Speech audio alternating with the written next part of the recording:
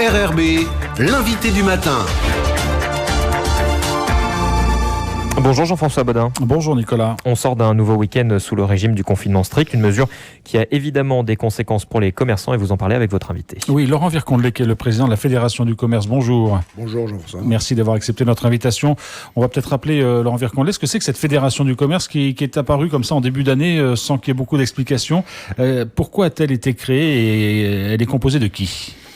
Cette fédération du commerce, ça faisait quelques années qu'elle couvait, donc elle a été créée en janvier 2021 et elle regroupe cinq syndicats professionnels, le syndicat des commerçants, le syndicat des importateurs et distributeurs, le groupement des gérants de stations-service de Nouvelle-Calédonie, le syndicat des distributeurs et grandes et moyennes surfaces et l'association du commerce et du rental de Nouvelle-Calédonie. C'est-à-dire ça comprend une grande partie de 95% du commerce de Nouvelle-Calédonie et de la grande distribution. Le but, c'était justement de montrer ce que représente ce secteur dans l'économie calédonienne ? C'est tout à fait ça. Le but, c'était de le montrer et surtout de prendre attache sur les grands sujets comme la fiscalité, comme la crise sanitaire à l'heure actuelle, qui sont des sujets qui sont communs à tous ces syndicats et toutes ces associations, et donc de les mettre en avant autour d'une fédération. Alors, la Fédération du commerce a du mal à comprendre les mesures imposées dans le cadre de cette crise sanitaire actuellement, notamment les week-ends confinés.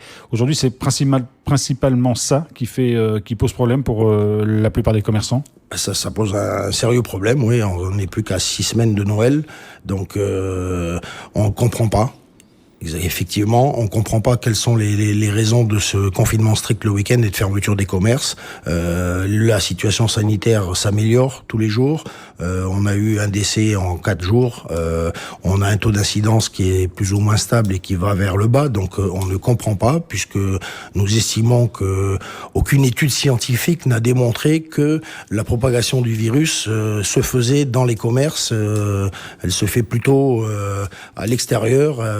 Sur les gens qui se regroupent, qui bougent, qui se disent bonjour au quotidien. Donc on ne comprend pas. On a fait tout ce qu'il fallait dans nos commerces. Aujourd'hui, on a des taux de vaccination qui sont importants dans nos salariés. On n'a plus de cas, chose qu'on a eu au départ le 6 septembre pendant les 15 premiers jours. On a plus de cas de Covid dans nos employés, donc on ne comprend pas pourquoi nous sommes pénalisés et nous sommes l'électron du week-end à fermer les commerces. Alors vous dites, on ne comprend pas, avec qui discutez-vous ? Est-ce que vous avez un interlocuteur pour parler de ces choses-là ?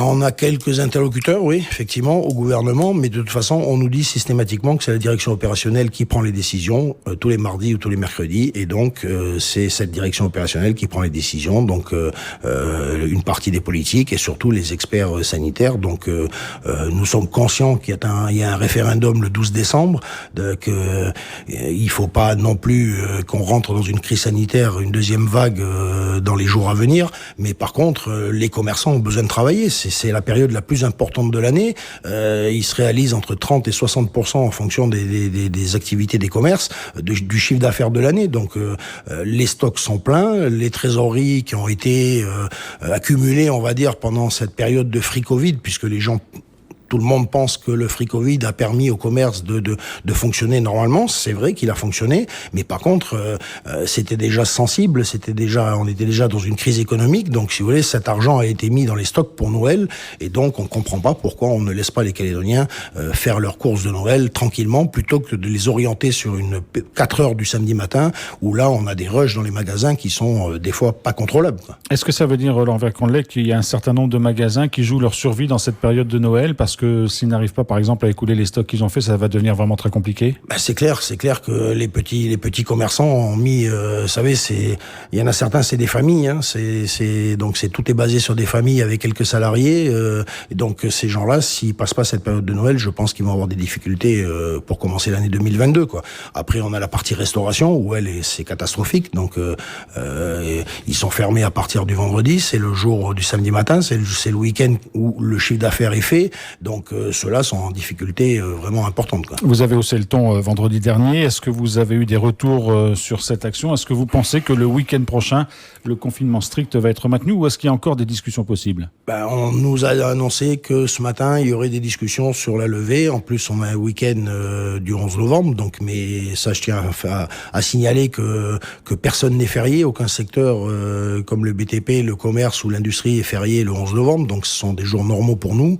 Donc, on nous a annoncé qu'on discuterait dès ce matin au gouvernement pour la levée ou un allègement du confinement ce week-end. Nous, ce que nous espérons, c'est une ouverture normale des commerces à partir de cette semaine, quoi. Et en tout cas, si c'est pas le cas, plus de confinement strict les week-ends à venir, sinon ça deviendrait problématique. Ça deviendrait problématique. Mais est-ce que vous avez des moyens d'action? Est-ce que vous avez des moyens de vous faire entendre? Est-ce que vous envisagez des actions? Les moyens d'action, on a le recours auprès des tribunaux, mais nous avons bien vu que en France et partout, tous les recours ont été rejetés puisque c'est la crise sanitaire, donc c'est une décision étatique, donc on peut pas aller à l'encontre de ça et aucun juge n'ira à l'encontre de ça, je pense.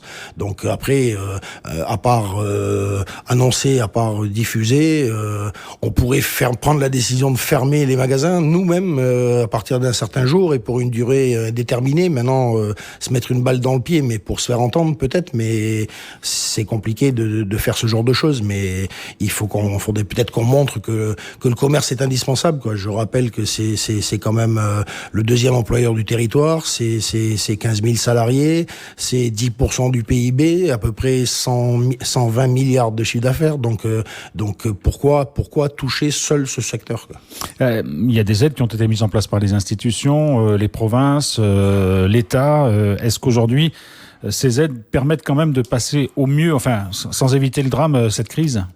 Les aides, elles sont là pour les petites entreprises. La solidarité de l'État est pour les grosses entreprises, mais par contre, les PME en milieu n'ont pas d'aide du tout. Et puis à la fin, Jean-François, on va pas demander l'aumône, on veut juste demander à travailler et faire nos chiffres d'affaires et récupérer la perte qu'on a eue pendant pratiquement un mois et demi, quoi. Alors, un mois et demi sans travailler. On sait aussi que cette crise génère, parce qu'il y a des problèmes sur le trafic et le fret maritime et aérien, des encombrements, des difficultés d'acheminement, voire des surcoûts. Vous avez peur aussi que ces surcoûts se répercutent en fin d'année? Ça, les surcoûts, tout ce qui est en stock aujourd'hui a déjà pris des augmentations. Donc, on ne voit pas spécialement beaucoup d'augmentation dans les magasins, à part dans les matériaux de construction. Mais de toute façon, ça va arriver en début d'année, puisque le fret n'arrête pas d'augmenter. Les matières premières il risque d'y avoir un peu de pénurie peut-être cette année, puisque quand même les importateurs ont fait les stocks, mais n'ont peut-être pas eu la quantité nécessaire comme pour les années précédentes pour les périodes de fête, quoi. Donc c'est sûr que ça, c'est un phénomène qu'on va rencontrer en début d'année. Donc le projet de modification de la TGC nous a été annoncé. On leur a bien fait comprendre qu'on va avoir une inflation liée à cette modification de TGC si elle est appliquée, et qu'on a une inflation importée qui est énorme et qui va devenir énorme en début d'année, quoi. Donc des prix, si je vous entends bien, qui ne devraient pas trop augmenter autour de la période de Noël, mais peut-être à partir de l'année prochaine. Oui, effectivement, en début d'année, on risque d'avoir des augmentations considérables. Est-ce qu'il y a des craintes aussi sur le frais pour cette période de Noël? On a des craintes sur le frais, oui, effectivement. On nous dit aujourd'hui qu'on peut pas faire de réservation sur les dernières semaines avant Noël pour importer le frais. Donc Air France nous répond que c'est de la compétence du gouvernement. Donc je pense qu'ils ne sont peut-être pas au courant que la cellule de fret qui a été mise en place par le gouvernement à la DAE a été dissoute ou mise en sommeil depuis plus d'un mois et demi. Donc oui, effectivement, nous avons un besoin de confirmation de vol sur les dernières périodes. Autrement, le frais risque d'être pénalisé pendant cette période de fête, quoi. J'en reviens à la crise sanitaire et à la fermeture des magasins le week-end dans le cadre du confinement strict. Vous dites que le gouvernement va en parler aujourd'hui. Vous attendez une réponse dans la semaine, des annonces assez rapidement? Nous n'allons pas les lâcher, ça c'est sûr qu'à partir de ce soir, nous ne les lâcherons pas et nous les contacterons tous les jours. Et pour nous, il est impératif qu'à partir de ce week-end, le commerce reprenne un cours normal et fonctionne comme il peut pour récupérer son chiffre d'affaires. Laurent Vircondelet, merci beaucoup d'avoir été avec nous ce matin. Merci Jean-François.